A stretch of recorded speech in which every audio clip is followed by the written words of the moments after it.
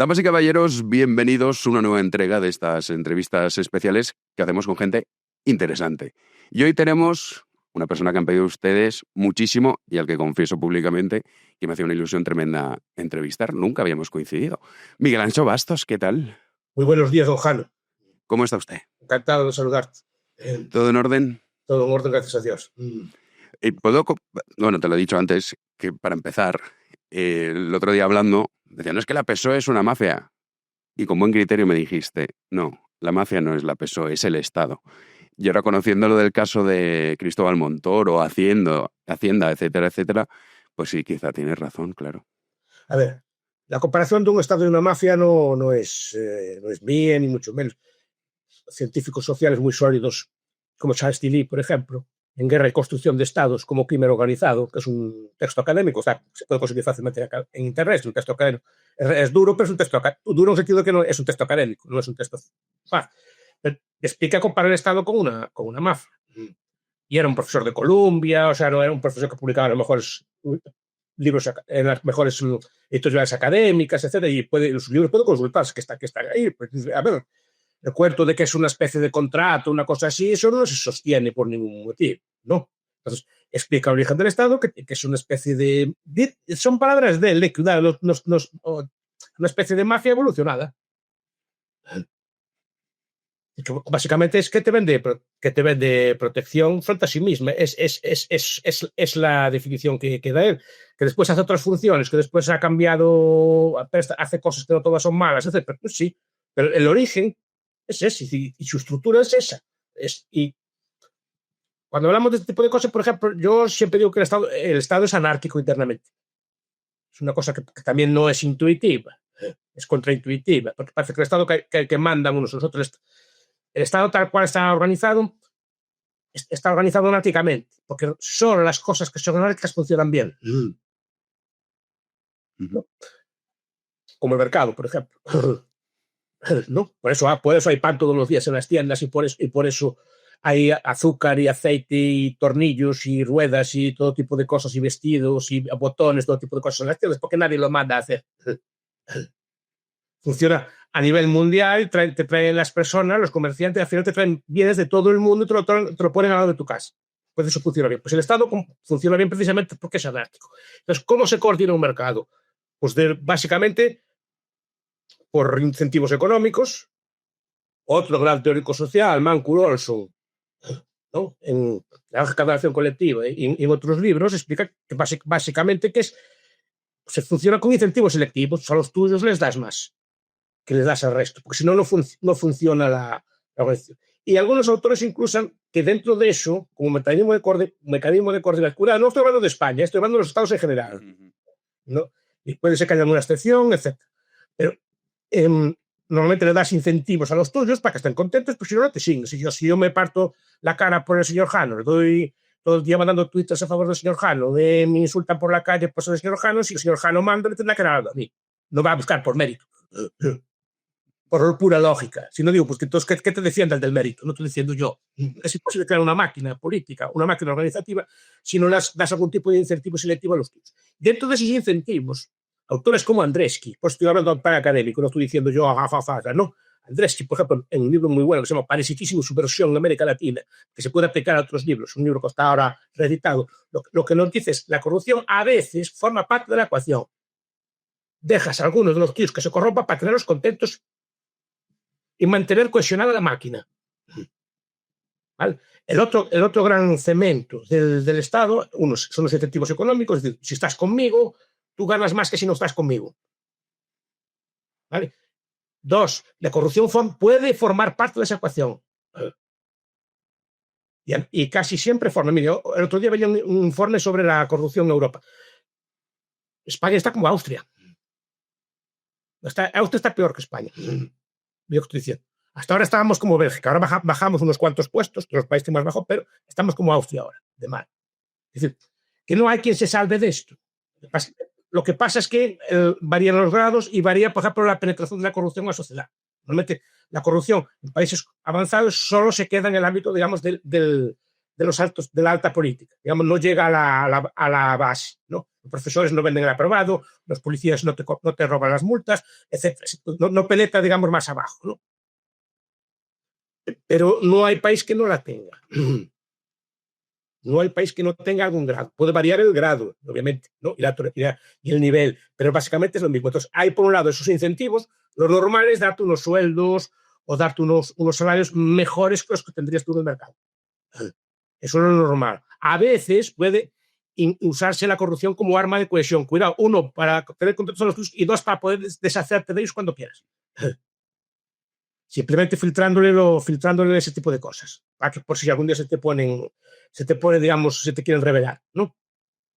Y normalmente ese tipo de corrupciones solo las saben los tuyos. Solo saben las cosas. ¿Quién sabe sus perrerías si las tiene? ¿No? Yo, no, ¿quién las sabe? Sus amigos, la gente que los conoce. Es normal, entonces, ¿quién sabe las corrupciones? ¿Quién las puede documentar? Normalmente los tuyos, son filtraciones, venganzas, cosas por el estilo. Y dos, tampoco, para que veas todo tan malo, la ideología. La ideología es un cemento, también, que también puede unir la sociedad. No, ser humano tampoco es puro dinero. También influyen factores ideológicos, ¿no? Y esos son los factores que coordinan una máquina política. Y que el Estado no es solo la política, que es otra cosa también que enseñan los clásicos, ¿no? Pablo Iglesias lo dijo muy bien una vez. Yo estoy en el poder, yo estoy en el gobierno, pero no estoy en el poder, porque el Estado, el poder, solo es una parte, es decir, el poder político solo es una parte. ¿En qué sentido? Que la parte política del Estado, quiero decir, los alcaldes, los diputados, el gobierno es una parte, pero hay más partes en el Estado. Hay un aparato administrativo que incluye los altos cargos de la administración, me refiero a altos cargos del ejército, altos cargos de la policía, incluyendo las policías políticas, donde las hace, o los jueces, por ejemplo, esa segunda parte del Estado. Hay una tercera parte que es el aparato económico del Estado, que son las empresas, organizaciones que dependen del Estado, no una fábrica de calzoncillos, no una fábrica de chorizos, sino las fábricas que dependen directamente del aparato del Estado y son parte del Estado. Incluyo la banca, incluyo el complejo militar industrial, que todos los estados lo tienen, o sea, todas las fábricas de armamento y cosas por el estilo, y determinados servicios públicos regulados, que cooperan, digamos, yo los meto dentro del Estado. Usted cuando ve una puerta giratoria, por ejemplo, ve que tal ministro o tal presidente, después de ser ministro, marcha a una fábrica de calzoncillos, o una fábrica de medias. Ve una vez eso. ¿A dónde marcha? A empresas que forman parte del Estado, al revés. Directivos de esas empresas del Estado pasan a veces al aparato político. Los fenómenos que se llaman de captura. Después, cuarto, el aparato ideológico o de hegemonía. Incluye religiones oficiales si las hay. O los medios de comunicación controlados más o menos por el gobierno y digamos, los sistemas educativos a los altos niveles, los creadores de hegemonía y los creadores de ideas. Esos cuatro grupos están en cualquier Estado. Operan aquí entre ellos y dentro de ellos. Cuando digo que es anárquico, por ejemplo, digo que por ejemplo, es que a ver si Junts marcha de la patrona, un gobierno que hace pelos, lo cojo por una camiseta y le da como un palo para que no se marche. Pueden marchar cuando quieran. Además, los diputados de un partido pueden marchar cuando quieran, porque el gobierno no puede ejercer fuerza sobre ellos. Pero, pueden marcharse cuando quieran. Por eso necesitas mecanismos de coordinación para tener los fieles. Eso es lo que esperaría un teórico del Estado. Ahora, podemos discutir si es correcto o no es correcto, pero los cuatro están. En cada estado concreto del mundo, la correlación de fuerzas entre ellos es variable. En algunos manda más el aparato político, yo creo que en España es un sitio que manda, el aparato político es lo que más manda, pero en otros manda el ejército. Hay un montón de ejemplos en el mundo. Se refiere al aparato administrativo, el ejército, o los jueces, los cuales el Estado en muchos países de América Latina no los dan los jueces, no los dan los militares. Y después, por ejemplo, hay países como Irán que el aparato de hegemonía es el dominante. O sea, es el factor religioso que domina los temas. Cuidado, todos los estados tienen los cuatro grupos.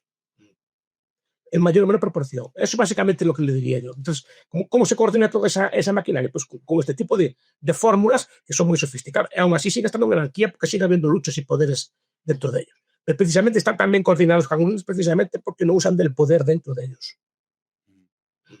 Has hablado de Estado y corrupción, que es cierto, en todos los países en mayor o menor medida existe esta corrupción, pero también, aplicando la lógica que tú comentabas, también es cierto que quizá cuanto mayor intervención estatal, es decir, si para poner una tienda de limonada y vender limonada necesita la participación del Estado que te otorga la licencia, lo hemos visto ahora con Acciona, ¿no? Claro, al final dices, no, necesito el sello del Ministerio X. La corrupción entonces era mayor.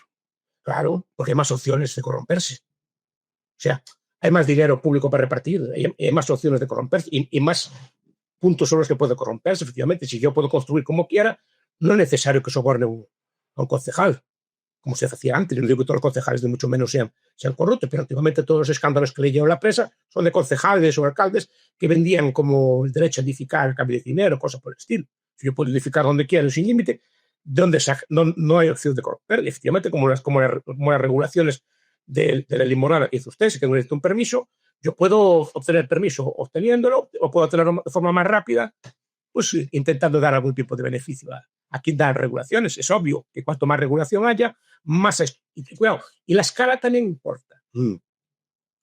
A veces me explico, un Estado muy grande es más fácil de corromper que uno pequeño. Te voy a decir por qué. Porque corromper a la Unión Europea, al final, ¿qué cuesta? A un gobierno europeo, pues cuesta. Ya harán números el corruptor, hipotéticamente también, ¿no? ¿Cuánto tengo que corromper? ¿10 personas, 20 personas, 50 personas? A 1 millón de euros cada uno, 50 millones. Y acá no tengo una licencia, yo qué sé, pues para la producción de estas leyes que se hacen en Europa, que muchas de ellas son puro lobby. Ahora se acusa a Montoro de eso. Eso se hace legalmente en muchos sitios. Muchas leyes se hacen al dictado, ¿no?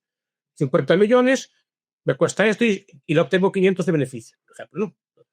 Suelen corromper 5 personas, pero si son, por ejemplo, 100 estados pequeños, primero, el millón de euros le cuesta igual. Entonces, una persona para corromperse, para no dormir por la noche, para tener miedo, hay que pagar una suma fuerte. Pero un jamón no se te corrompe, ¿no? Te sigue costando dinero igual, pero el beneficio que obtienes a cambio es mucho menor. Y tienes que repetirlo 100 veces. Entonces, pues los grandes, aparte, pues es el lobby más fácil en Estados Unidos y en la Unión Europea que en los países pequeños. Porque compensa más hacerlo, puedes hacerlo. El lobby o este tipo de corruptelas que se hace. Que no estoy diciendo que se haga, yo estoy hablando de forma genérica. Sí. Pues, después, si quiere ver ejemplos concretos, pues ya los periodistas ustedes vosotros dan ya mucha información. Pero yo explico cómo es de forma teórica, cómo explican los teóricos del Estado, etcétera, y cómo se estudia esto. Ahora, podemos discutir si estas teorías son correctas o no son correctas, si corresponden a la realidad o no.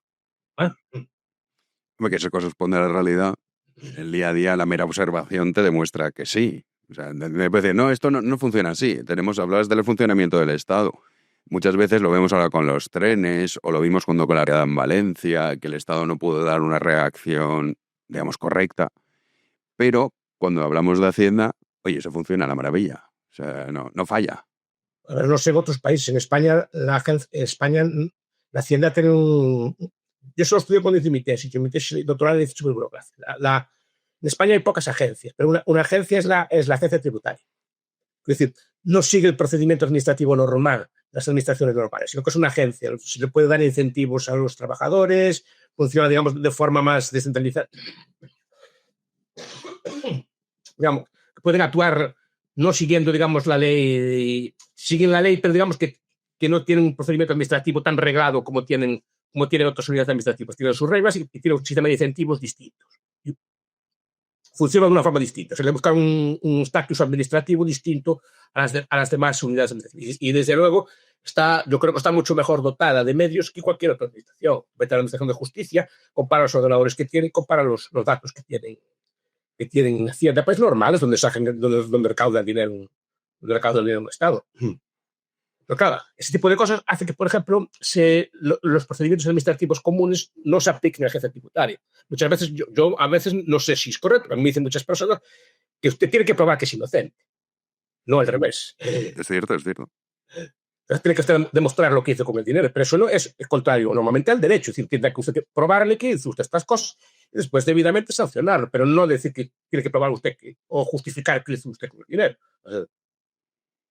Pero claro, por eso digo que es un sistema administrativo legal distinto de los demás, y eso lo hacen, supongo que pero no en todas partes es así. Pero bueno, digamos que siempre tienen mejores medios que el resto, porque es normal, el dinero invertido ahí al Estado, a los gobernantes les rinde más que en otro tipo de cosas.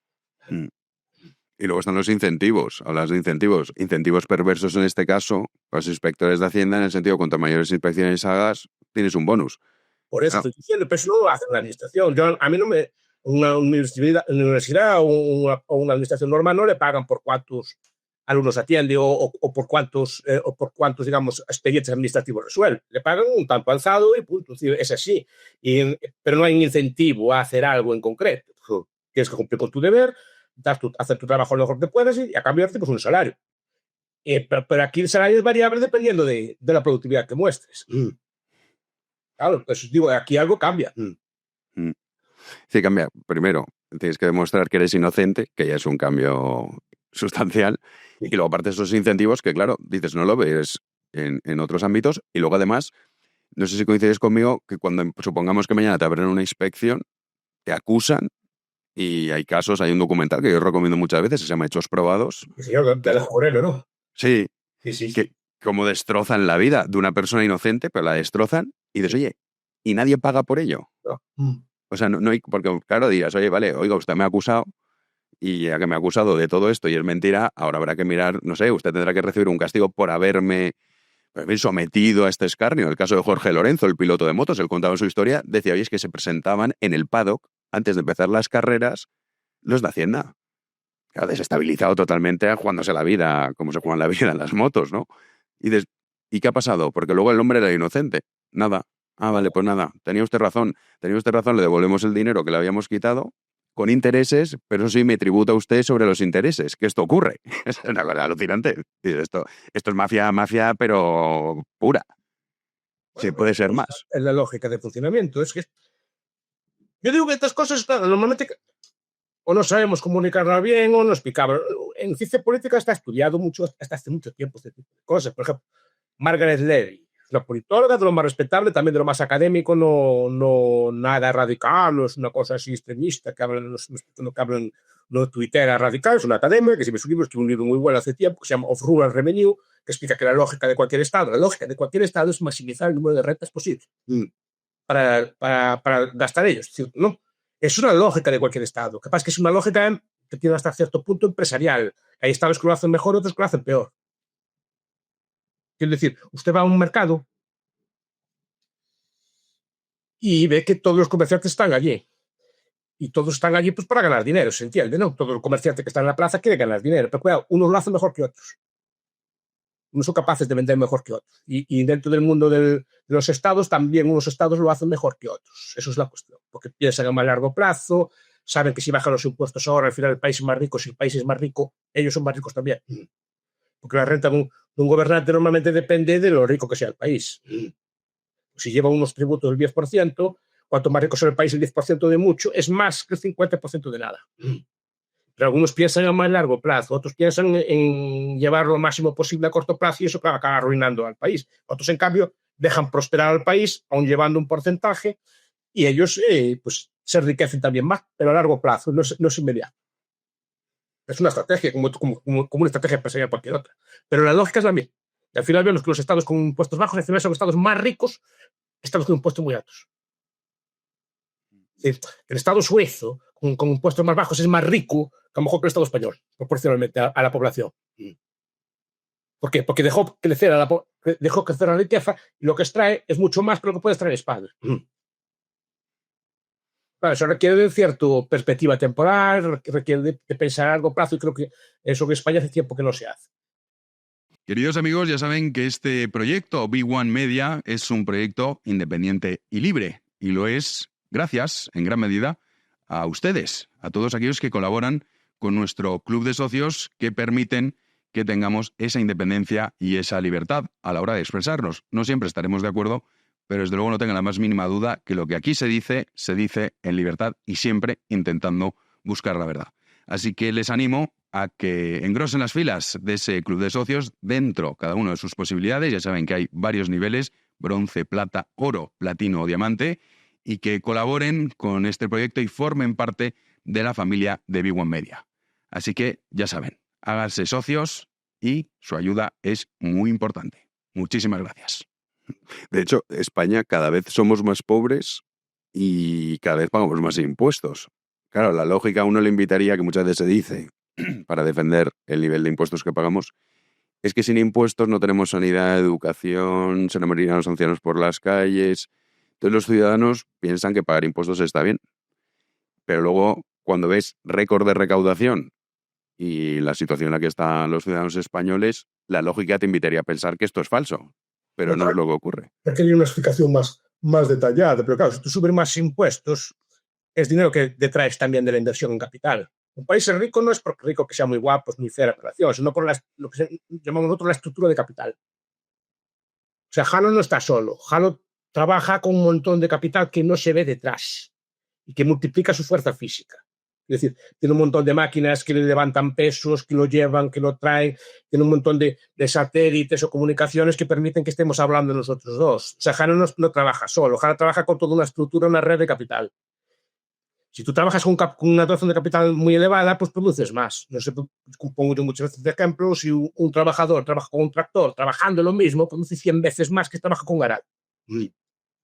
A igual trabajo, a igual esfuerzo físico, ¿no? Lo que se trata es de tener muchos tractores, pero si tú, para tener tractores hay que acumular el capital a través de ahorro, un ahorro a largo plazo, para poder financiar, digamos, ese tractor. Si tú detraes el dinero de la inversión y lo gastas en impuestos y lo gastas en consumos corrientes, no todos ellos, digamos, benévolos, porque hay algunos que pueden ser benévolos o que pueden ser tal, ¿no? Pero si lo gastas en muchas cosas improductivas, al final estás quitando dinero que podría ir a fabricar máquinas, a fabricar tubos de hormigón, a fabricar, digamos, a mejorar la red eléctrica, a mejorar la red de alcantarillas, la red de embalses, la red de tuberías, pues no tienes ese incentivo y lo gastas en otras cosas que son más visibles a corto plazo y al final se va deteriorando todo, como se está viendo. Porque yo digo siempre que los gastos de amortización, o sea, los gastos de renovar el capital políticamente no son atractivos. ¿Qué gobierno vende? No, es que cambia todo el cableado de los AVE, por ejemplo, ¿no? No lo digo por ningún gobierno en concreto, que no, esto cualquiera decir.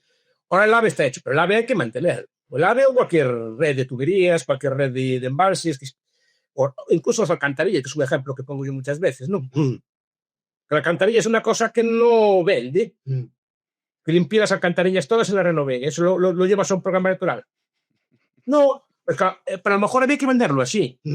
O cambié todo el cableado del AVE o cambié el cableado del renové. Es la amortización, es lo que no se ve. Prefiero decir, no, inauguro un auditorio nuevo, inauguro un polideportivo nuevo, o hago una cosa nueva que se ve como que hizo algo, ¿no? En cambio, el otro no se ve. Y claro, la tentación es derivar dinero de lo que no se ve a lo que se ve, por la propia lógica política. Entonces, normalmente, pues esto un año más aguanta, puede ir tirando así, ya lo arreglaremos después. No voy a decir, voy a hacer un programa de miles de millones de euros a cambiar las alcantarillas de España. No, nunca lo vio eso. Se hace, pero se intenta retrasar lo más posible. Supongo que también nosotros eso lo hacemos a veces también, el coche no lo arreglamos, a ver si aguanta un poco más y tal. Ese tipo de cosas. Es una tentación, pero claro, una empresa tiene que renovar su equipo. Pero si tú destinas el dinero que es para renovar equipos a otro tipo de gastos que son políticamente más, digamos, atractivos, pues te quedas más deteriorando de los servicios. Es normal.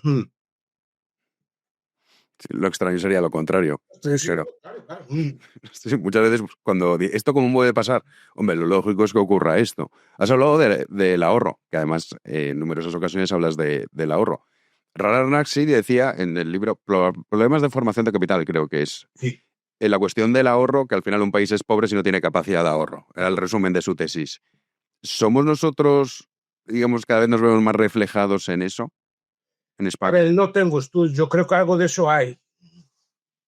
A ver, son percepciones personales, yo no tengo, además no creo mucho, pero sí que veo que, por ejemplo, capacidad de ahorro de la población, no la capacidad, la voluntad de ahorro de la población se alteró sustancialmente en los últimos años, pero no solo en España, en todo el mundo, no es una cosa solo española. Algunos autores pues hablan de factores culturales, la cultura, por ejemplo, de vivir el momento, de vivir el carpe diem, de disfrutar de la vida, estas cosas así, ¿no? que se lleva incluso a que en gastos de consumo efímero, es decir, por ejemplo, un banquete o unas vacaciones, se financie a crédito. Y eso, un antiguo te diría, eso no puede ser. El gasto de crédito tiene que ser para algo que se pague a sí mismo. Por ejemplo, ahorro para comprar una máquina de coser, o pido un crédito para comprar una máquina de coser, o para comprar una furgoneta, o para comprar algún tipo de herramienta que se pague a sí misma con el trabajo, ¿no? Eso tiene lógica pedir un crédito. Es un bien de capital que sirve para, con ese esfuerzo, pagar el crédito que sirvió. Ahí tiene una lógica.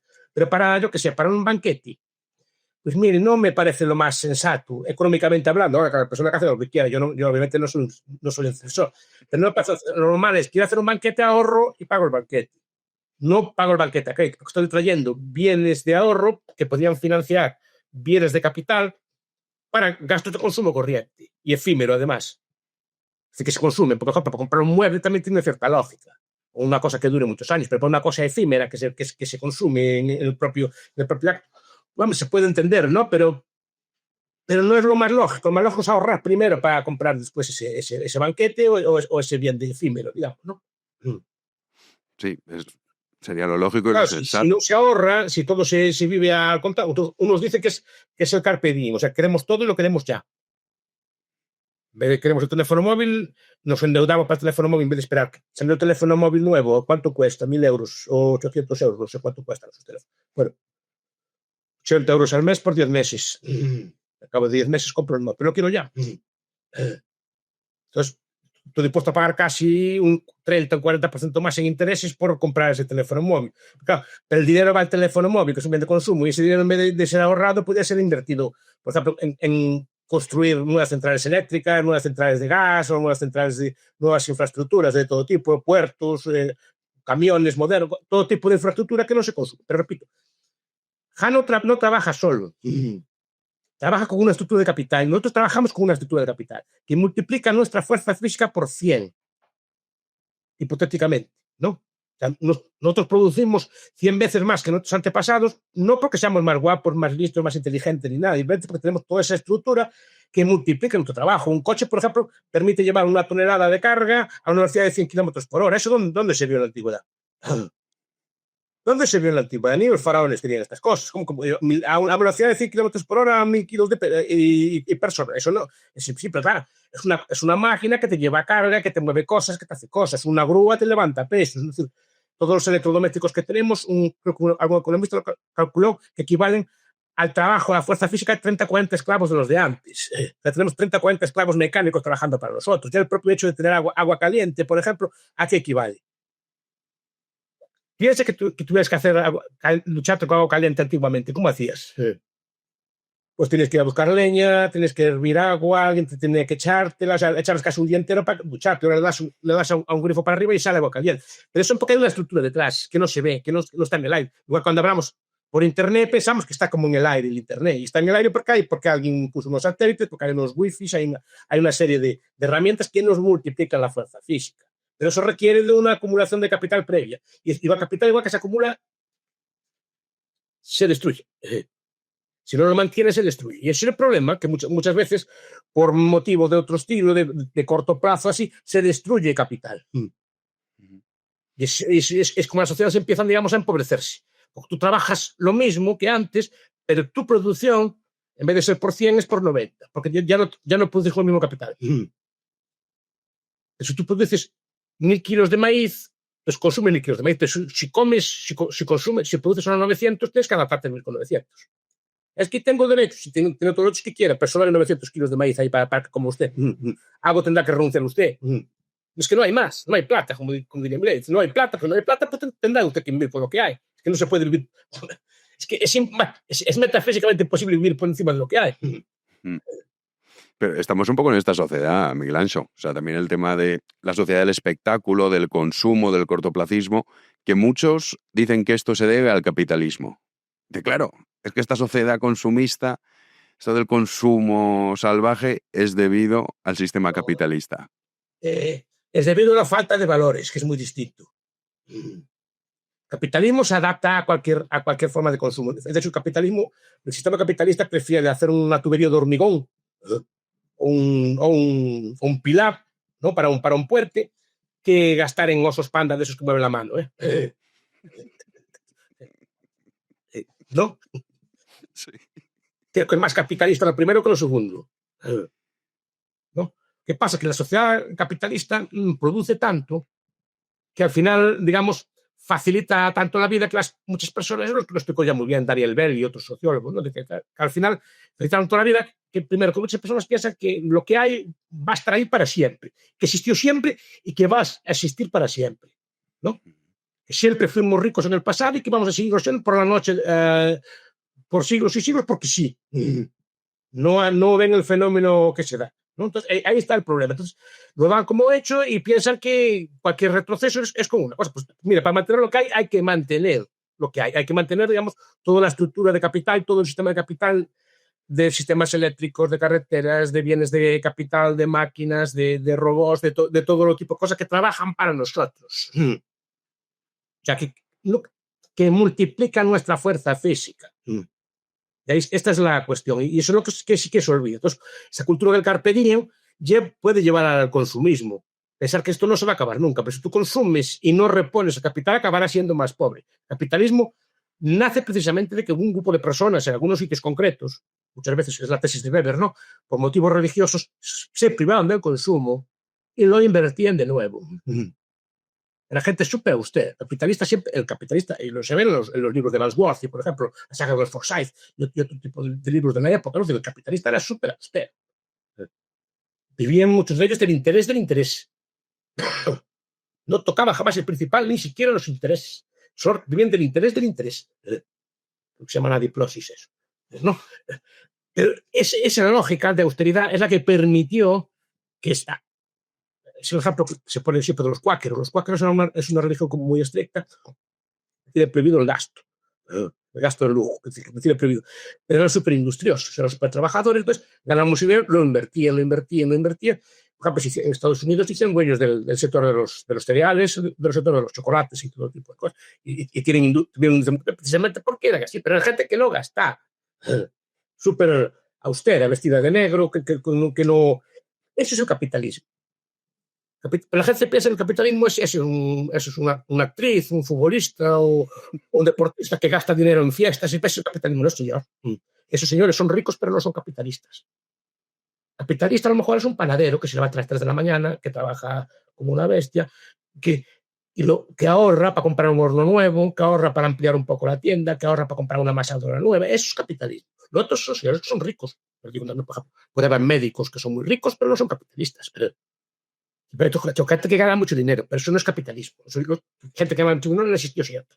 Que guardaran, ahorraran e invirtieran de la forma más correcta posible, eso es un invento relativamente reciente. Pero claro, la gente identifica, pues eso, una actriz o así con un Ferrari de color rosa y un caniche, así, eso es el capitalismo. No, eso no es el capitalismo. Si todo fuera así, el capitalismo duraba 15 días. Sí, sin duda. Se ha hablado de falta de valores. ¿Qué faltas de valores? Aparte de que has hablado de la austeridad, el ahorro. De valores me refiero que es este cambio de valores, después que es que incide en el corto plazo, que pensamos solo a corto plazo, son los horizontes temporales cortos, pensamos que tenemos que vivir, que algo se nos pierde ahí fuera, que hay que gastar y tenemos que disfrutar del momento, y eso son valores culturales que vienen de los años 20. Que coinciden, curiosamente, como dice Lyndall Carter en uno de sus libros, coinciden con la idea, precisamente con la aparición de los bancos centrales. Los bancos centrales abarataron mucho dinero. De repente los bancos centrales, la Reserva Federal, que parece que en 1913, de repente inunda de dinero a los bancos comerciales y los bancos comerciales quieren colocar. Entonces aparece ahí el crédito al consumo, aparece en esto de la compra ahora y pague después, ese tipo de cosas que rompen, digamos, toda la estructura temporal de las personas. Y lentamente lo van minando, ¿no? Entonces hay muchas políticas que, digamos, minan el concepto de tiempo, minan el concepto de ahorro, minan el concepto de previsión a largo plazo. Claro, si no hay previsión a largo plazo, no hay capitalización de la sociedad. Por eso, digamos, se puede percibir, por lo menos, que hay ciertos calentamientos. Social, por eso digo, cuando hablamos de pobreza, decir, no es que seas más pobre necesariamente, pero simplemente si tú produces menos, o no produces lo mismo que antes, o no produces al mismo nivel que el resto, te vas quedando atrás. Es así de simple. Tú no produces solo, tú no produces el ser humano con las manos solo no vale para nada. El ser humano hace cosas porque tiene herramientas, está organizado, tiene máquinas, tiene estructura, tiene un montón de cosas que trabajan para él, que contribuyen a mejorar su fuerza física. Pensamos, por ejemplo, tenemos un montón de lavadoras, lavavajillas, todo lo que es la fuerza eléctrica que nos hace que un montón de máquinas trabajen para nosotros y nos liberen para hacer otro tipo de cosas. Ese tipo de cosas es lo que nos permite ser productivos. Si no tenemos una buena central eléctrica, no tenemos electricidad y se caen los sistemas eléctricos, poco productivos vamos a ser.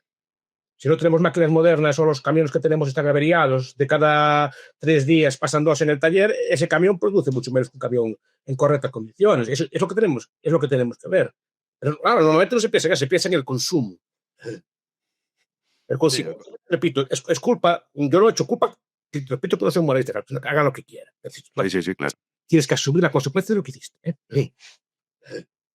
También es una cosa que digo, eres muy libre de hacer lo que te da la gana. Pues tienes que asumir las consecuencias de hacer lo que te da la gana. Y es ahí no me... Entonces, ese tipo de cosas, si nos dedicamos a consumir y no ahorrar y no beber, pues acabaremos destruyendo capital. Si nuestro capital lentamente, pues vamos siendo más pobres. Pues hay muchos factores que aún así se sigue acumulando su capital, pero también el problema es si se destruye más capital del que se crea. Porque capital es un concepto tan abstracto que la gente no lo entiende. O sea, no lo entiende, no es fácil de comprender. Estamos rodeados de una estructura de capital que no es visible. Llegó ahí, subió un ascensor, o sea, hay máquinas que trabajan para usted, ¿no? Hay una fuerza eléctrica que le permite comunicarse, hay un montón de cosas que trabajan para usted. Tiene agua dándole a una cosa, ¿no? Seguramente tiene frío ahí donde está refrigerado, etc. Tiene un montón de cosas que el refrigerador es una cosa maravillosa que permite estocar los alimentos. No que se pudren, que se estoquen, que se pueden guardar alimentos, comprarlos cuando están baratos y guardarlos una temporada y permitirles tener un stock, que es una maravilla. Buena parte de la comida se pudría. Y la producción de lo mismo, pues tenemos una mejor asignación, tenemos un mejor estocaje de los bienes. No hay por qué tirar buena parte de la comida como se hacía antes. O conservarla malamente. ¿No? Y otro tipo de cosas es lo que trabajan para nosotros, pero eso hay que verlo, hay que pensar en ese tipo de términos. Claro, y esto, generalmente los líderes políticos no inciden en explicar todas estas cosas, sino que más bien vamos por la parte del cortoplacismo, la demagogia, el concepto gratis, que esto se ve, eso, decía, yo no recuerdo a nadie que dijese, no, yo si gobierno, pues voy a adaptar pues el cableado de X para que siga funcionando. Esto no lo dice nadie. Ahora, pues yo qué sé, guarderías gratuitas, ahora estamos con la reducción de la jornada laboral, el aumento del salario mínimo, sí. Todo esto que queda como en un concepto de que no cuesta y no tiene consecuencias, sí. Esto sí que es lo que se utiliza. Sí, no, claro, se utiliza porque tiene buena venta. Yo cuando hablo del trabajo, por ejemplo, no me preocupa. Yo entiendo que en la lógica actual, lo que hace la vicepresidenta tiene lógica. Es decir, si a la gente no le gusta trabajar y está criticando todo el día el trabajo, lo normal es que le quiera reducir la jornada. Pues tiene buena venta. Y yo tampoco le he hecho especialmente culpa a la vicepresidenta porque ella es hija de su tiempo, es hija de su cultura y también ve lo que le demanda la gente. Seguramente, como digo yo muchas veces, si va a Singapur o así con estas ideas, no lo reciben bien, precisamente, porque incluso los propios trabajadores no la reciben bien. Claro, no. El problema es que en España se reciben bien estas cosas, eso me preocupa a mí. No echarle la culpa al político, porque el político también, una de las cosas que tiene es instinto. Por eso tiene instinto y sabe, lo entiende muy bien. El político bueno entiende a su población, por eso gana, porque entiende lo que quiere la gente. No le echo la culpa a él. El problema, lo que me preocupa es porque la gente vende estas cosas. Porque yo recuerdo, siempre digo que en Suiza un referéndum por el salario mínimo, la gente votó que no. Un referéndum para aumentar legalmente las vacaciones y la gente votó que no. La gente, no el político, ¿no? El político que presentó la moción pensaba que iba a salir que sí, pues la gente le dijo que no. Después no, los suizos por ahora son más ricos, pero no son más guapos ni más listos que nosotros. Simplemente tienen una cultura distinta al respecto de otros temas, nada más. Y esta es la clave. Pues decir tanto la cultura, porque no es una cuestión de que sean más inteligentes unos que los otros, que no lo son. No lo son. Simplemente tienen una cultura respecto del trabajo, del dinero, distinta de la nuestra. Punto. Pues queremos vivir decentemente, pues habrá que ver lo que hacen los países que están mejor que nosotros. No querer cambiarlo por leyes. A ver, esos países que están ricos, ¿qué hacen para ser tan ricos? Están siempre como eso. ¿Qué pasa? Que lo que ellos hacen aquí no lo acertaríamos. Yo tuve una vez una discusión, hasta un debate. La juventud emigraba, ¿vale? Emigraba. ¿Y a dónde emigra? Aquí. ¿Y por qué no cogen las leyes o las cosas que hacen aquí esos países que emigran y las ponemos aquí? Ay, no, aquí no tenemos. ¿Ves mi explico? No. ¿Qué? Sí. Claro, creo que recordar que las leyes laborales de los países donde se emigran, estas son las leyes laborales de aquí, hay estas normas aquí, hay estas cosas aquí. Ay, no, aquí no sería un abuso ponerlas. Mami, esto es que te vayan para allá. Están siempre como eso, siempre se hizo así. ¿Qué hacen los países que le va bien? Pues vamos a evitarlo. Es que en España se hacía ese tipo de cosas. O sea, el español no tiene ningún gen que le predisponga a no ser así. Es más, yo a veces estaba leyendo estos días unos libros sobre historia económica, y aquí en el español en el siglo XIX los gobernantes eran serían también como lo que hablamos antes, pero por lo menos en temas fiscales eran súper estrictos. El mundo de Fernando Villaverde, todos aquellos, ¿cómo se llama? Don José Echegaray, que fue Nobel de literatura, ¿no? Que no era el hacendista, pero decía, no, a ver, que no se puede, santo temor al déficit, no se puede gastar más de lo que se gana, punto. Es que no se puede gastar más de lo que se gana, y la moneda española del siglo XIX era tan sana como cualquiera de Europa. Tan sana. Entonces digo, ¿que tenemos algún gen? No tenemos ningún gen, simplemente tenemos ideas propias de nuestro tiempo. Pero no es un gen del español que sea así. El español es tan trabajador, tan listo como cualquier otra persona del mundo. Yo no tengo la menor duda. Sí, de hecho, muchos de los que emigran luego tienen un éxito extraordinario en otros países. Sí. Y son españoles, ¿eh? No es que seamos más tontos, no. Hombre, ¿qué va? Repito, la historia no nos hace que no, y teníamos el gobernante responsable. Es como si España nos deja. España la deja. Si España la deja, precisamente, yo creo que muchos problemas vienen porque nos tutelan desde Europa. España, cuando fue de entrar en el euro, fue capaz de sacrificarse y entrar en el euro, cumplir las normas aquellas. Fue capaz perfectamente. Y eran tan españoles como los que son ahora. ¿Qué pasa? Porque voy a sacrificarme si al final me va a cubrir los gastos. Mamá von der Leyen. No. Tiene lógica también. ¿Por qué voy a privar de un gasto si al final me lo van a cubrir y ves que a los demás se los cubre? Cuando antes tenías que depender de tú mismo, por la cuenta que te traía, nadie te iba a salvar. Nadie te iba a rescatar. O eras sano o no te rescataban nadie. Entonces, al final tienes que cumplir una cosa. Y España históricamente no mostró todo eso. O sea, hasta la República o cosas, la política económica, de hecho, algunos historiadores le critican que era demasiado ortodoxo, incluso la República, que supuestamente eran no, pues hasta en esos momentos que supuestamente eran así como muy alborotados, digamos, ¿no? Y gobiernos de izquierda. Y digo, por entonces no hay ningún gen en el español que le impida tener unas cuentas sanas, unos valores económicos correctos, que no lo entiendo yo. Es que son valores que hay en la época. Todo lo que me preocupa de esto de Yolanda Díaz, de la reforma, no es esto. El problema es por qué se acepta todo eso, porque nos parece bien todo eso, porque nos parece bien trabajar menos jornadas. Es lo que me preocupa, no que reduzcan la jornada. La jornada, de hecho, ya se lleva reduciendo mucho tiempo, precisamente por incrementos de productividad, porque se produce más en menos tiempo, pero no hace falta que la gente trabaje tanto tiempo, porque llevamos tiempo haciendo eso. El problema es son los valores que se transmiten con ese discurso. Es decir, como trabajar es morir y vivir es estar fuera del trabajo. Así que si vivir es estar fuera del trabajo, trabajar es morir. Yo no estoy de acuerdo con eso. No, yo tampoco. Pero esto que comentas, o sea, yo estoy totalmente de acuerdo. Muchas veces se señala a los políticos de es que mira lo que hace este político, lo que ha dicho este político.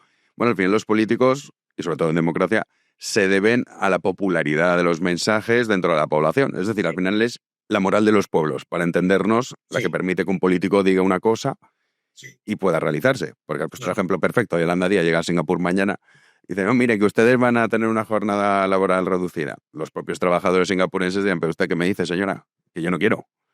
Creo que al final el problema es la población, la moral de la población, ¿no? Los valores. En Japón, hablando de memoria, no me hago caso, con Japón también hablan de aumentar las vacaciones y la gente dijo que no. Con una semana al año bastaba. Vale, que podemos discutir si es buena vida o no, pero pues no nos quejemos. Es que aquellos sueldos son más altos y no nos quejemos. Las vacaciones son descontadas del sueldo. Porque el empleado, el empresario, cuando hace la cuenta, dice, ay, muy bien, ¿cuánto produce este obrero? Tanto. Hay que descontar las vacaciones, pues si las descuentan en el sueldo mensual. Hay que pagar más de vacaciones, pues un 10% menos en cada mes. Punto. Es así de simple. De hecho, algunas empresas le permiten, algunas empresas le permiten, en vez de cobrar un mes de entero de vacaciones, que se lo pagan todos los meses. Se lo prorratean y lo dividen el resto de los meses. Cobra más todos los meses, pero no cobra paga de vacaciones, porque al final es lo mismo. Pero bueno, tenemos vacaciones, tenemos jornada. Simplemente este tipo de reducción de jornada laboral al final acaban deprimiendo los salarios. A corto plazo no, pero a medio plazo sí. Pues su salario en última instancia depende de su productividad. Si yo produzco 100, no puedo cobrar 110. Es imposible. Es imposible, ¿vale? Está muy bien, debería, sí, pero si yo produzco 100 euros de valor, no puedo cobrar 110. Es imposible, es metafísicamente imposible. La empresa que haga eso quiebra el momento. Estará mal, pero es el mundo así. Y lo como me muero, está mal, que siempre es así. Es como es la vida. Y a veces, claro, si dice uno estas cosas, pues se le echan encima, pero yo no entiendo dónde. Si puede ser que esté equivocado, pero me gustaría saberlo. Sí, que es verdad que es que esto ocurre, que muchas veces hay verdades incómodas que se llama, sí. Y que, claro, sobre todo, no sé qué opinas tú sobre esto. En el sistema democrático, o sea, al final, lo que está bien o lo que está mal no importa. O sea, lo que importa es lo que se crea que está bien o lo que es popular. Sí. Entonces, claro, en el caso de España, si tú tienes una moral de la población que le parece bien que el salario mínimo aumente, que se reduzca la jornada laboral, eso sí, cobrando lo mismo, sí. No se tiene este concepto de todo lo que has explicado, de coño, es lógico, volvemos a lo mismo. O sea, lo lógico es que Yolanda Díaz diga esto y que también los que se supone que van a gobernar tampoco dicen cosas muy distintas. No. Hacen a muchos temas. No. Es que no es una culpa a un partido a otro. Es el marco mental en el que se mueven, pero se mueven todos. Por lo menos los partidos del mainstream se mueven todos en esto. Y los partidos que están en los extremos, que se mueven en marcos distintos, como están en marcos distintos, no pueden optar a gobernar. Entonces, el trabajo, si quieres cambiarlo, claro, obviamente, es un trabajo cultural y de medio y largo plazo. Sí tiene éxito que no tiene por qué tener. Porque igual, pasamos de una sociedad hipertrabajadora como era la española hace unos años, que valoraba mucho el trabajo, a una sociedad que no solo no valora el trabajo, sino que lo ve como una maldición. Una maldición que hay que restringir, reducir, etcétera, ¿no? Y eso es el cambio cultural que hubo. O se cambia ese marco cultural o no hay nada que hacer. Normalmente los políticos o los gobernantes le van a dar eso que quiere usted. Sí, les sale mucho más rentable, además. Mucho más sencillo. Cuidado, que además ellos también tienen ese marco. Es decir, que ellos, los políticos en democracia, son extraídos de la población. O sea, no son personas que vengan de Marte, son personas ni siquiera vienen de clases aristocráticas como las de antes, que podían tener, digamos, valores distintos.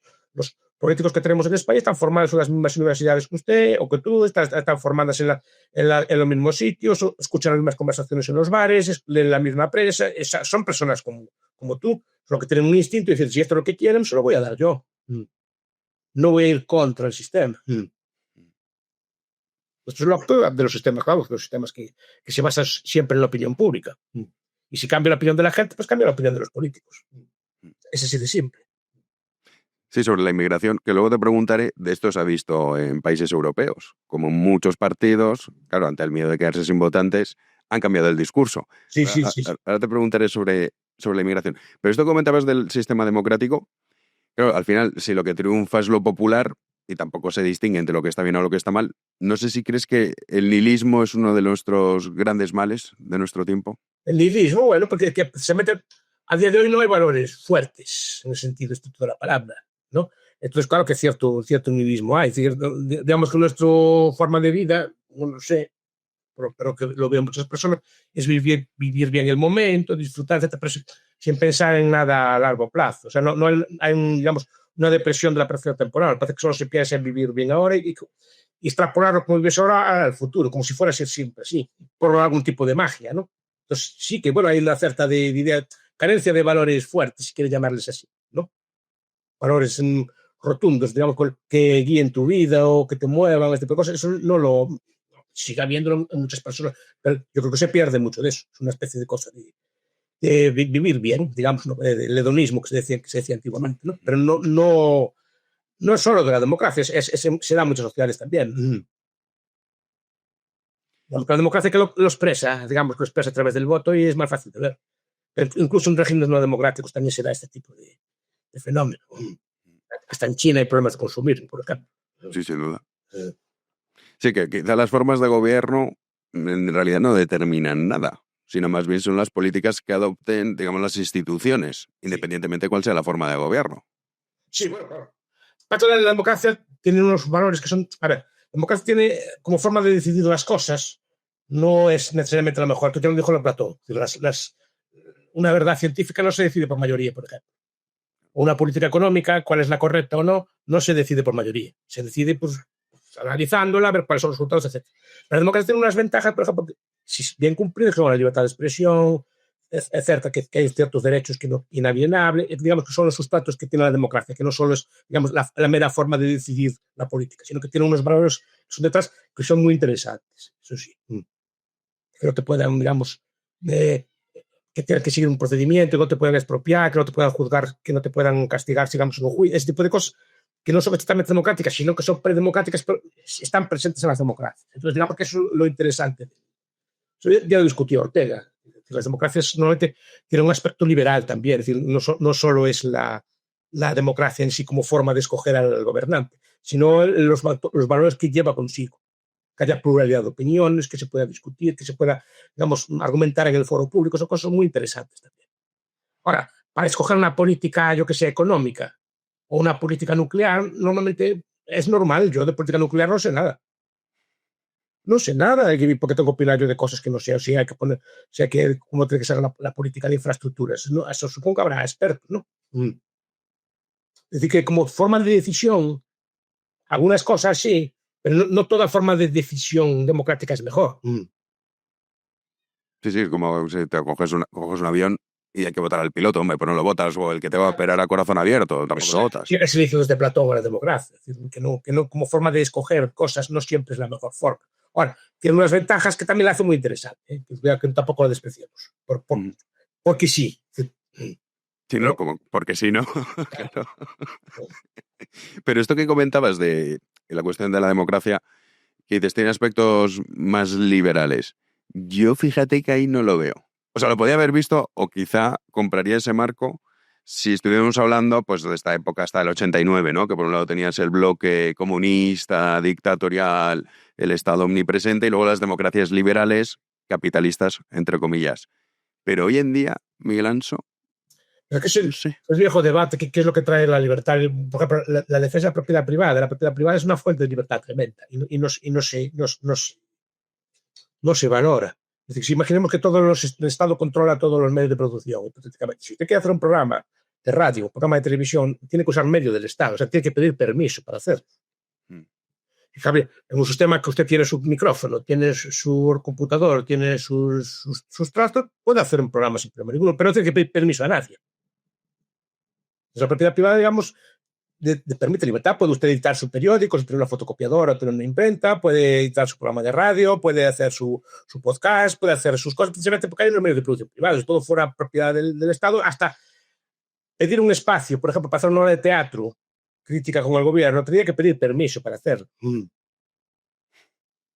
Y se lo podían dar o no. Pero es el hecho de tener que pedir permiso a una autoridad para que le deje un espacio para emitir una película o hacer una obra de teatro. Entonces, en ese aspecto, la propiedad privada también es una fuente de libertad muy grande y muchas veces no se la considera. Totalmente.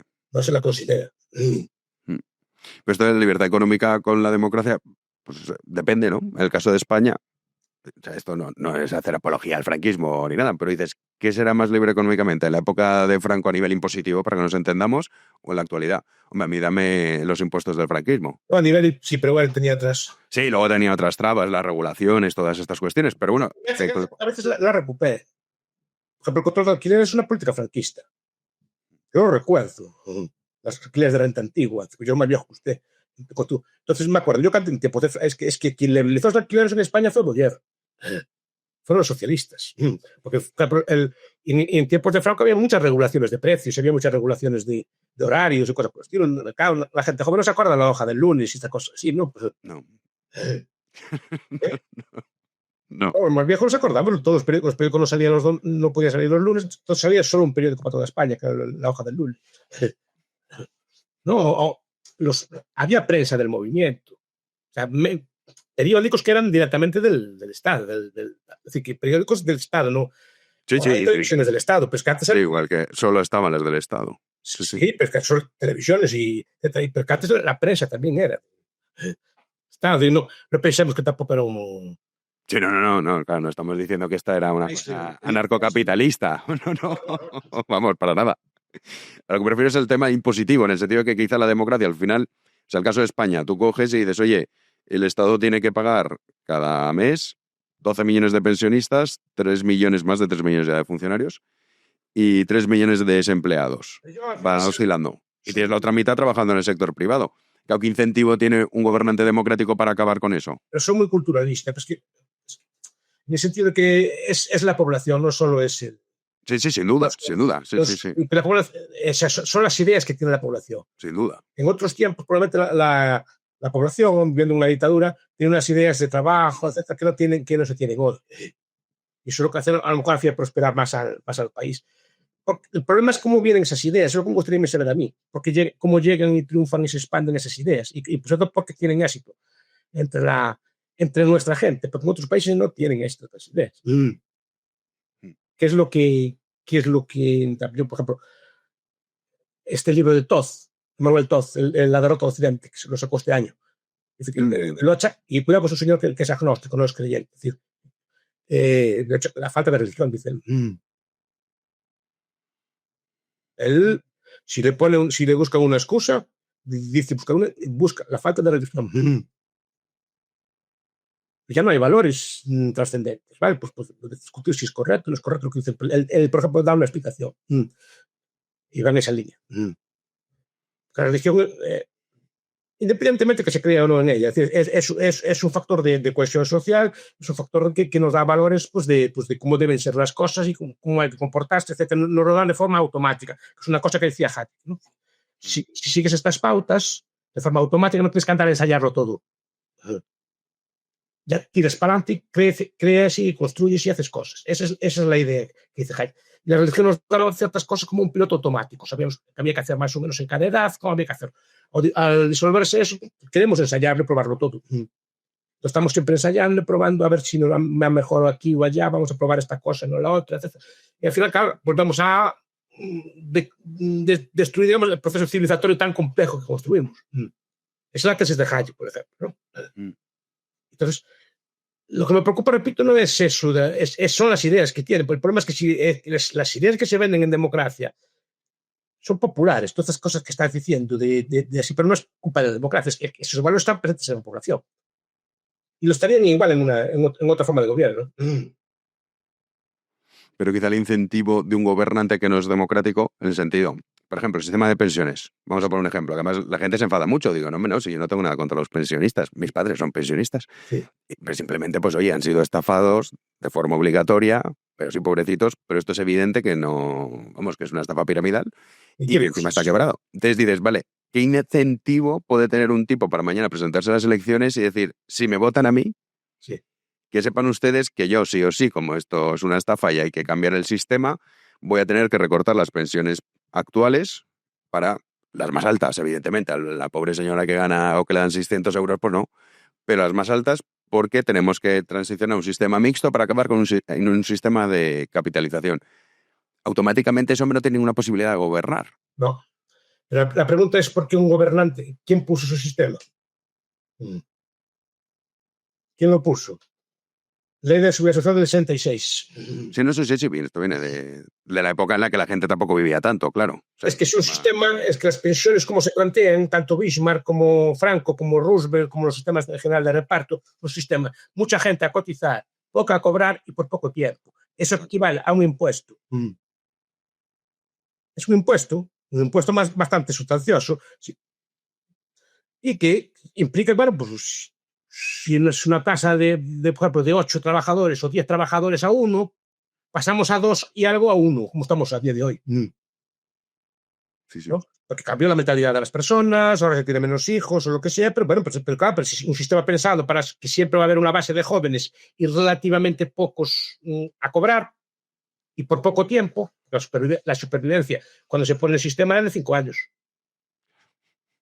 Sí, claro, pues es como sistema estaba bien pensado, además no era muy doloroso, te pagabas, gastabas una pensión y el resto viene que la seguridad social creo que dio beneficios, digamos, al sistema político hasta el 2012-2013. O sea, hasta entonces daba superávit el sistema. Fue entonces cuando empezó a notarse el cambio demográfico. Pero hasta ese momento daba beneficio. Pero claro, todo el sistema era fantástico. Pero se le ocurrió a este tipo de cosas. En vez de optar por el sistema de la República, que era de capitalización. La gente se olvida también cuando habla de la República.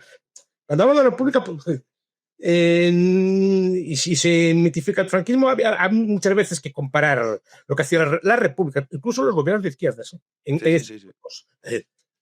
y lo que hizo el franquismo. Y muchos logros que defienden ellos y tal son logros del franquismo, no son lo que ellos llaman logros del franquismo, y no imitaron un modelo que tiene la República. Pues decir que la política económica de la República era muy, muy sana en muchos aspectos, incluso todo al respecto financiero y al respecto de la divisa. Y al respecto de las pensiones, por ejemplo, eran escasas, pero eran de capitalización. Eso se quitó después. ¿No? Entonces digo que te digo que incluso un gobierno no democrático puede hacer medidas de ese estilo. Sí, claro. Pero las consecuencias, pues también, que hablas de república, ¿qué opinas tú de la monarquía como forma de gobierno? O sea, todo esto lo estamos hablando en tema... O sea, no estamos en concreto hablando del rey y tal. A ver, yo soy anarcocapitalista teórico, pero yo vivo en el mundo también, aunque parezca que vivo... de lo que hay ahora, yo prefiero las monarquías a las repúblicas. Y lo digo sinceramente. Primero, porque es un viejo debate, ¿no? Es despolitizar, tampoco tiene gran trascendencia. Pero es decir, es despolitizar, digamos, la jefatura del Estado. Sería de que el jefe del Estado, digamos, sea un ser neutral, que no sea de ningún partido y que, digamos, que tenga capacidad, por lo menos simbólica, de representar a todos. Digamos, que nadie se sienta agredido. El presidente de la República va a ser un señor o una señora de un partido. Y por lo tanto tenderá a intentar meter la pezuña o la pata si no le gusta lo que está haciendo el gobierno. En España ya hay experiencias de eso, ¿no? Que intenta, que es un señor político, es normal, son políticos o del PP o del PSOE, o del PP o de la PP o de la SOE. La PSOE. La SOE. Como dices tú. Será un político retirado de alguno de sus partidos. Pues sería, por ejemplo, Aznar o Felipe González. Sería lo más probable que fuera una persona de ese estilo. Borrell. Yo siempre he pensado que sería Borrell. Que además, como lo del tema. Josep Borrell. Yo creo que sería este el candidato. Alguien así, pues neutro, retirado, que no tenga muchas aristas, pero claro, al final eso es de partido, que tiene sus amistades, sus alianzas son de partido. Y al final es una persona que es ideologizada, en el sentido de que no le van a gustar cosas que haga el gobierno y dependiendo del poder que tenga puede vetar. Imagina que es una república como la portuguesa, por ejemplo, en España. A Pedro Sánchez ya no tendrían echado el presidente de la República. Buscaría cualquier excusa y ya lo cesaría, porque el presidente de la República puede disolver el gobierno. No el presidente del gobierno, el presidente de la República. Llama la bomba atómica. Pueden disolver un gobierno cuando le apetezca. Normalmente sigue unas pautas, pero tiene esa potestad. Entonces, imagínatelo aquí, que por ejemplo, un señor tipo Aznar, por ejemplo, o Rajoy, o cualquier presidente del gobierno del PP, presidente de la República, y Pedro Sánchez, y que disuelva el Parlamento. Eso es un conflicto seguro. 100%. Seguro, pero un conflicto ya a la casa civil. Entonces el rey pues está ahí, hace sus cosas, trae sus discursos. Bien, es su función. Es función. Y porque si no estaríamos una serie de conflictos. Aparte, de cara al exterior, se representa mejor un país, un señor que no es de nada, que todo el mundo lo recibe bien, que no es de ninguna idea, que un señor que es de partido también. Porque si va Pedro Sánchez lo recibe bien Gustavo Petro, Lula, todos estos. Si fuera, yo que sé, fuera Abascal, pues lo recibiría Milei, Trump, etc. Si fuera Feijóo, pues lo recibiría pues el Merz o Macron, quien quiera. Porque al final uno lo recibe bien, otro lo recibe mal. Al rey todo el mundo lo trata bien porque es así. Donde se ve mejor esto es donde se puede comparar los sistemas, que es en el mundo árabe, donde hay reyes más o menos de verdad y donde hay repúblicas. Comparemos simplemente cada uno que saca sus conclusiones, ¿no? Sí. ¿Cómo le van a las repúblicas en ese mundo? Porque el mundo es el mismo, culturalmente es el mismo. Jordania, Siria, etc. Son países de cultura muy semejante. Vale, comparemos. Sí, en ese Ahí caso. hay donde comparar, ¿no? O Irak, por ejemplo, que es un país de la misma cultura. Comparemos. Mm. Son mucho más estables, precisamente por eso, porque no está siempre a los conflictos. Ahora, tampoco es la panacea, ¿eh?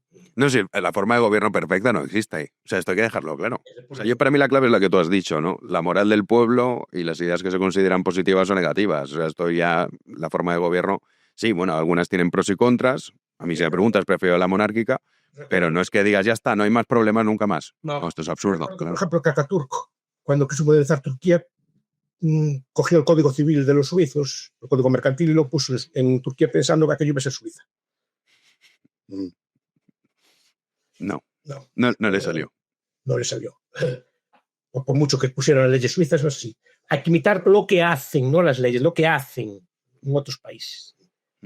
Si quieres imitar, que fue más o menos como se extendió, digamos, la civilización nuestra, etcétera, imitando lo que se hacía en otros países. En el siglo XIX, España imitaba las costumbres de trabajo, de organización de los países más avanzados y se quedaba atrás y se fue imitando. Pues no se imitó todo a la vez. Se imitó primero algunas partes y se fue, digamos, difundiéndose como una especie de mancha de aceite que se va copiando unos de otros. Pero, por ejemplo, la migración para eso es muy buena. La migración en general es un tema muy discutido y no me gusta mucho entrar en él porque es un tema de los más peliagudos y que más aristas tiene. Pues te lo iba a preguntar ahora. No tengo una postura de decir, por los aspectos que tiene positivo de migración es las costumbres que se cogen. Por ejemplo, muchos gallegos o españoles iban a Suiza así, pero cuando volvían, oye, eran distintos. Es que son cosas a lo mejor que le quedan uno de pequeño, pues de que te reñías y tirabas un papel a la calle o eran súper estrictos como todo, porque son cosas que se ven, que se aprenden, ¿no?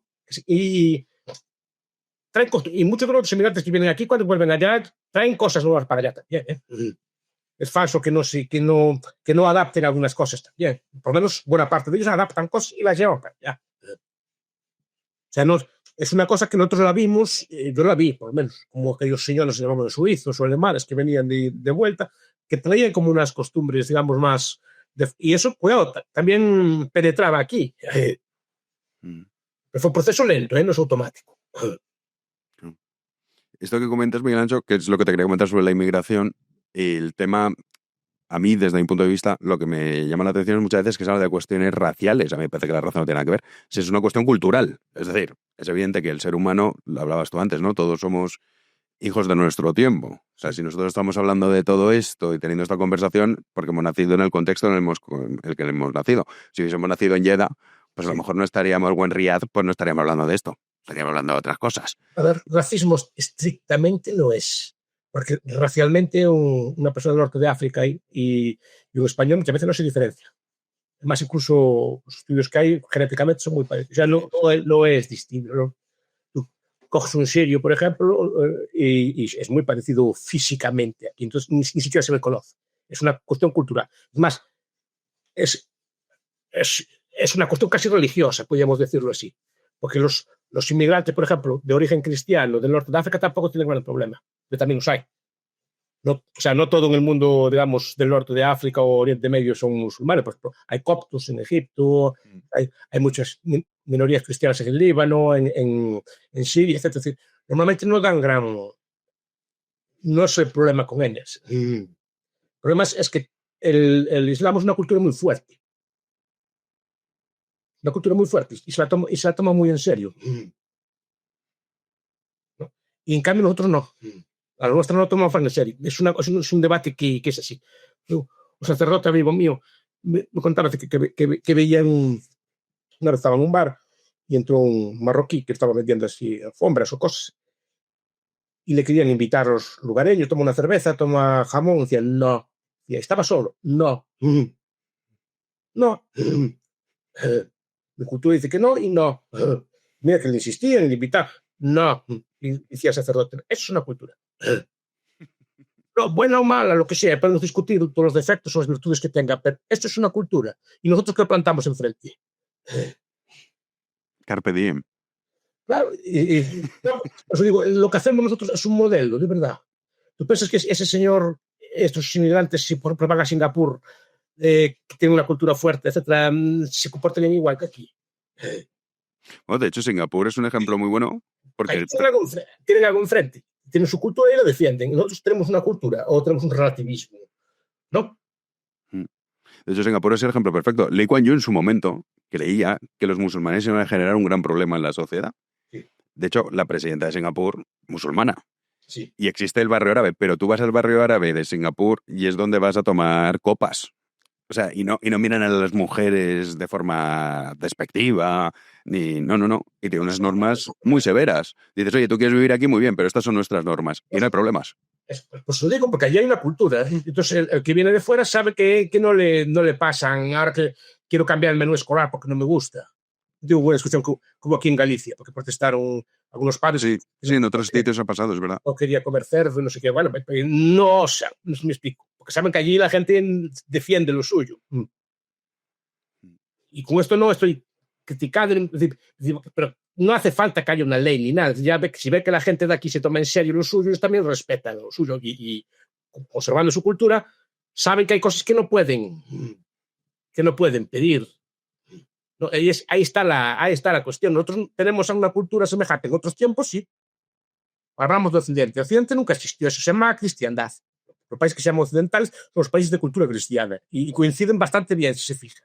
Ahora, como no sé qué le llaman así, pues Occidente. ¿Occidente qué es? ¿Qué es algo? No quiere decir que tenga que tener, pero claro, normal que haya conflicto, porque también el otro no sabe muy bien a qué tenerse, no sabe muy bien cuáles son las costumbres nuestras, ¿no? Que hay exactamente que pasa. Si dice, no, que cualquiera puede pedir lo que quiera si se siente, bueno, pues también pedimos nosotros lo nuestro, ¿no? Sí, es un vacío, digamos, que llenan. Un vacío cultural, es una cultura como muy mal, que no se concreta en nada, no se quiere operativizar en nada, no se simboliza en nada. Hay la importancia de las batallas culturales, por ejemplo, por los días como el de Navidad o ese tipo de cosas así. Pues ese tipo de batallas son donde un poco se manifiesta, digamos, una reacción cultural, porque si no está, no tienes ningún elemento que te digas, a ver, ¿qué es lo occidental? ¿Qué es lo que tengo que defender yo? ¿No? Es que el musulmán ahí, o la cultura de ese estilo son dignas de Dios porque allá donde va, pues saben lo que tienen que hacer. El problema es que muchas veces somos nosotros también los que no sabemos lo que tenemos que hacer.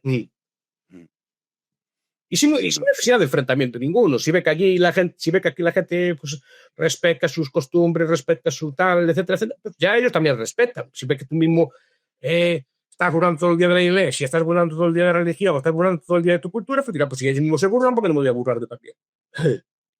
Es una cultura colonial, expoliadora, criminal, no se me explico, la religión fue un atraso. Bueno, muy bien, pues lo saben ustedes, nosotros también decimos eso, ¿no?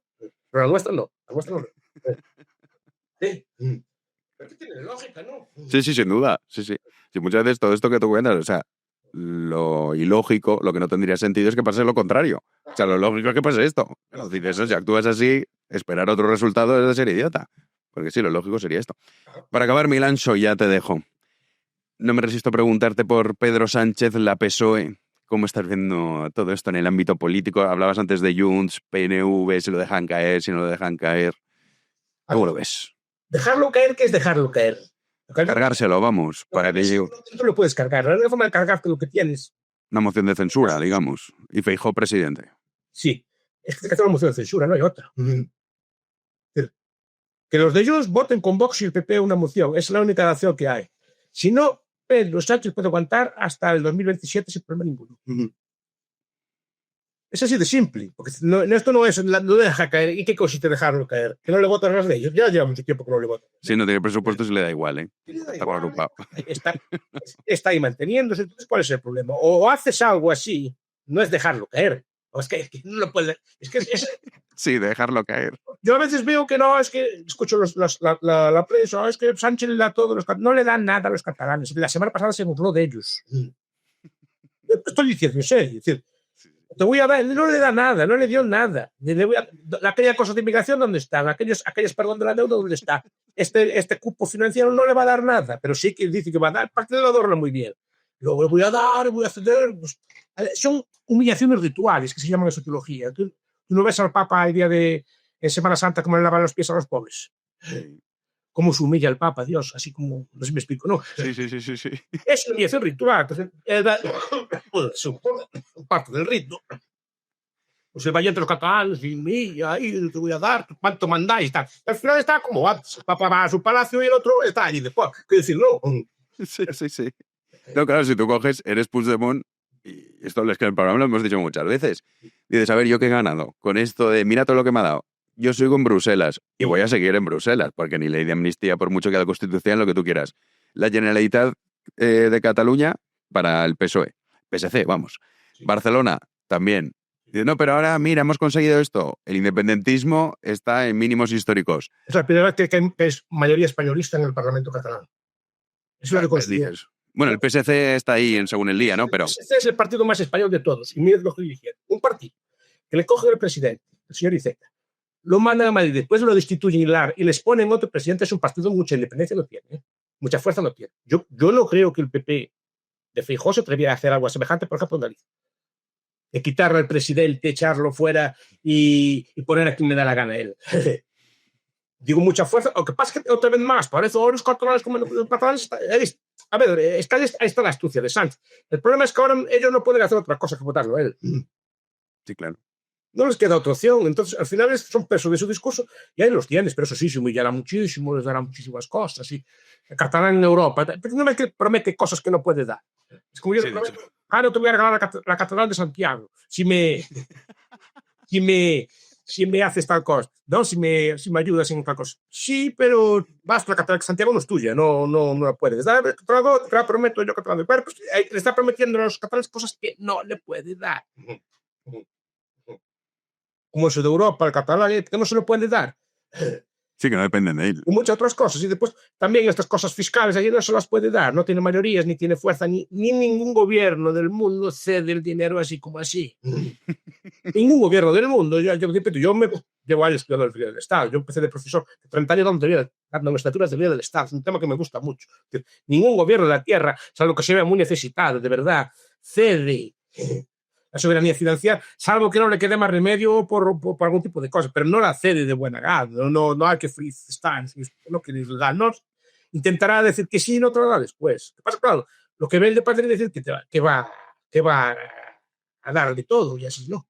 Pero Sánchez sí que está entre la espada y la pared, en el sentido de que sí que puede ser que diga, oye, ya llegados a este punto, pues sí, te lo cedo. O sea, quizá el sanchismo, como no tiene mucho más que perder, o sea, lo que tiene que perder es el poder, pero que ya no tiene... Porque después eso tiene que ir al Parlamento, tienes que sacar una mayoría, creo que es una ley orgánica, no estoy muy seguro, pero creo que es una mayoría de verdad. No estoy hablando de memoria, igual estoy metiendo la pata, creo que no le basta una mayoría simple, normal, tiene que sacar eso. No sé si a día de hoy te das esos votos. Va a sacar una ley de reforma de ese tipo de cosas. Y que tampoco te les interesa. Que irá dando, bueno, voy a hacer una reforma, o una reforma laboral. No es el momento, la reforma laboral de la jornada, no es el momento, ya se hará, ya está. Lo ponen allí, lo llevan al Parlamento, le ponen un periodo de enmiendas, digamos, larguísimo para que no tal, y lo van retrasando, y al final pasa una cosa y no lo va a sacar. Yo recuerdo, la gente no se acuerda, pero recuerdo que la legislatura anterior a Esquerra Republicana, a cambio del apoyo, le prometieron el referéndum. Y había unas mesas, no sé si te acuerdas, unas mesas. Sí. ¿Dónde está el referéndum? No, eso seguro que no, porque claro, imagínate, la PSOE si se queda en Cataluña. Prometió y había unas... Sí. Lo que pasa es que Pedro Sánchez, a ver, yo lo repito, no me gustaban sus políticas, pero hay que analizarlo políticamente, que supongo que para eso me llamas tú, no para analizarlo. Claro, sí. No me gusta. Él es un resistente y eso a la gente le gusta. Es un resistente, ¿vale? Pero la gente que está con él lo sigue porque con estos tenemos puesto de trabajo. Si viene otro que sea más democrático, más inclusivo, quedamos en el paro todos. Entonces, no importa. No, que es así. Sí, claro. Que hay que comer, coño, hay que quitar a la familia y todo. Mientras estamos, y si se marcha no estamos. Entonces, pero cuidado, también arrastra a los partidos de la oposición, que comen todos en su mano, de la oposición. Es decir, todos comen las manos de él. A ver, yo conozco bien el mundo del nacionalismo, ¿no? Entonces digo, vamos a ver, un partido como Esquerra presentándole leyes, un partido como Bildu presentándole leyes a Sánchez. O sea, colaborando con el gobierno de España. ¿Pero dónde se dio tal cosa? No, y ahora muchas veces dicen, porque este país, pero no refiriéndose a Cataluña, a España. Dices, coño, pero se supone que estos son los... Y aprueban leyes, o quieren leyes que son incompatibles con lo que están diciendo. Por ejemplo, dicen, no vamos a hacer una cláusula Ayuso para que no haya, para que no puedan bajar los impuestos de las comunidades autónomas. Es una lista. Pero ¿quién les querrá? O sea, o no saben lo que están diciendo o no saben dónde están. Un nacionalista, yo creo, me gusta que sea un nacionalista que se comporte como un nacionalista, no como un españolista de izquierdas, que creo que están haciendo ahora.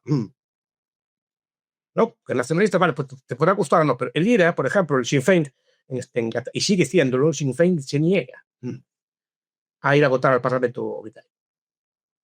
Saca el escaño, lo coge, pero no vota. Es que vamos a apoyar contra la Thatcher, ni contra la Thatcher ni contra nada. No vamos, no reconocemos al pico. ¿Te va a gustarte o no? Pero es coherente. Es una lógica de un partido que quiere ser independentista. Es una lógica, pero se comporta de acuerdo con su lógica, porque yo no entiendo la lógica de los nacionalistas hispanos.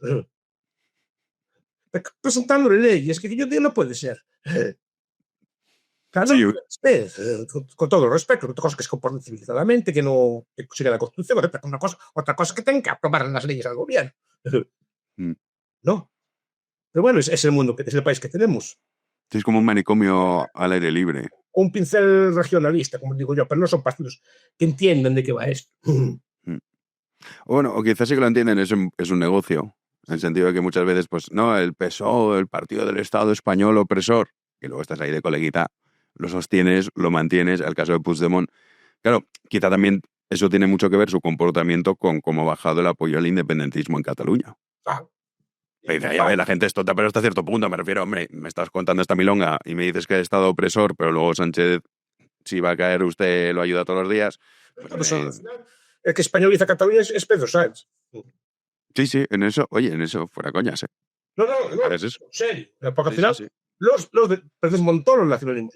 Es que a día de hoy no hay una sola comunidad autónoma, digamos, que le plante cara al gobierno de Madrid. Porque hasta en el País Vasco dependen de los socialistas y del gobierno. Sí, después con el PNV. Sí. Otra cosa será con Bildu. A ver qué es lo que pasa ahí con Bildu. Sí. Pero es verdad que es mucho decir, es como te acuerdas del plan Ibarretxe. Sí. Dijo, voy a presentar un plan de ruptura con España y de independencia. Vino al Congreso, aquí en Madrid, lo presentó, le dijeron, no nos ha gustado el plan. Dijo, ay, qué pena, pues nada, no nos independizamos. ¿Qué es lo que él quería? O sea, Ibarretxe, el miedo de Ibarretxe le hubiesen dicho, vale, sí, referéndum. Y dices, coño. Hizo lo correcto, siguió la ley, hizo lo que había que hacer, le dijeron que no es para casa. Pues es así. De ahí va a decir, ahora espérame cuando haya que buscar apoyos.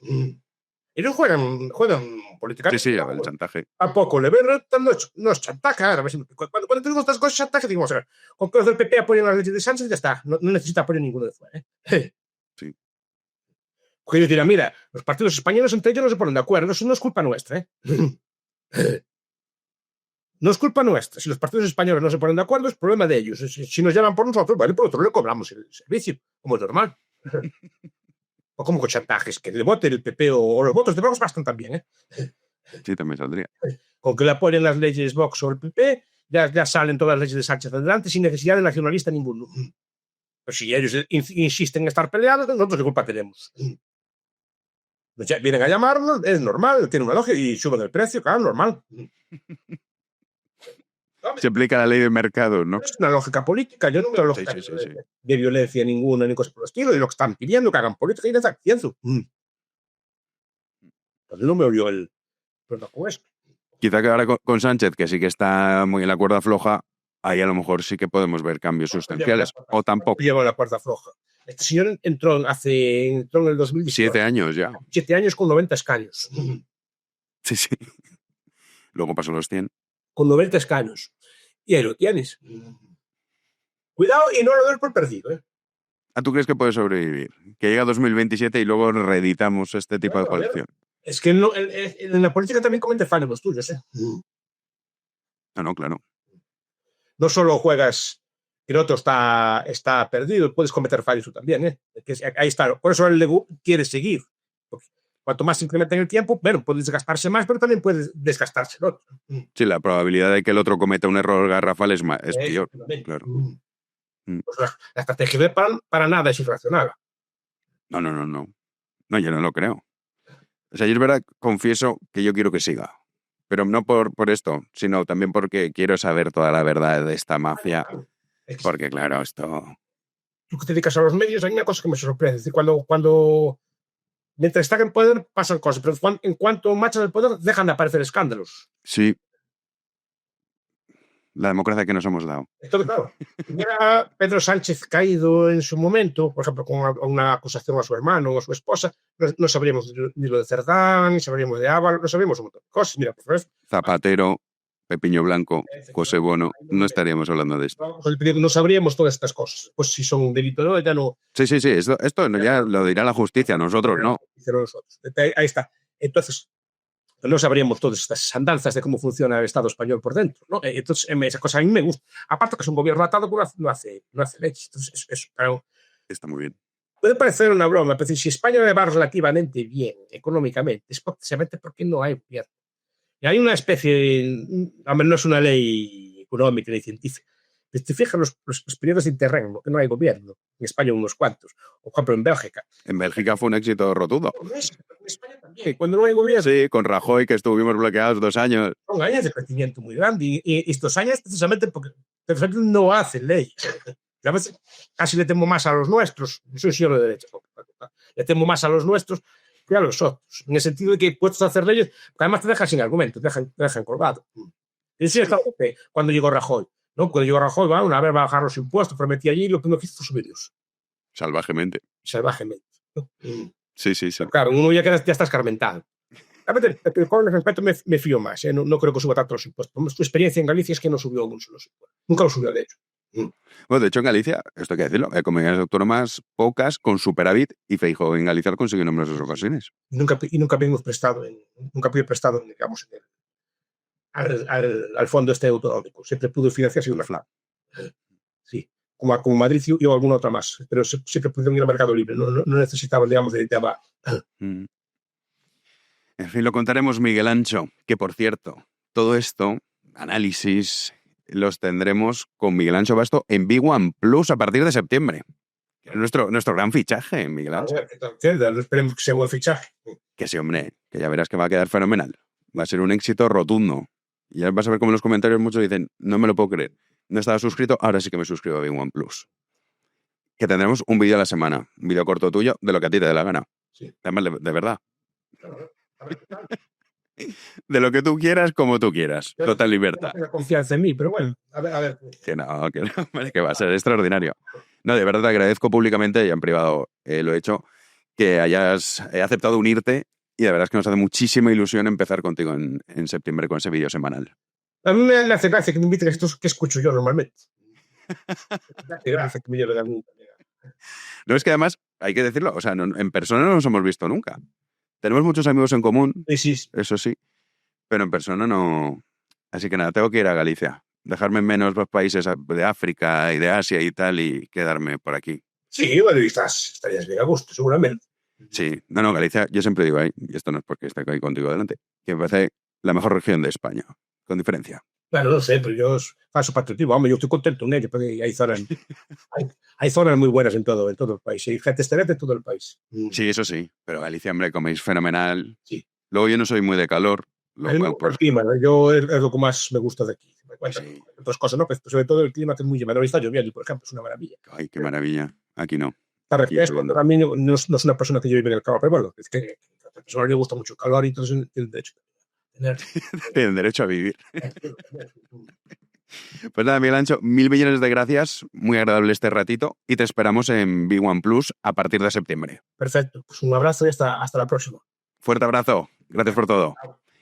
Y nosotros despedimos ya esta entrevista y les emplazamos para la próxima entrega. Recuerden suscribirse a Big One Plus para escuchar a Miguel Ancho Bastos todas las semanas. Como siempre, muchísimas gracias por estar ahí.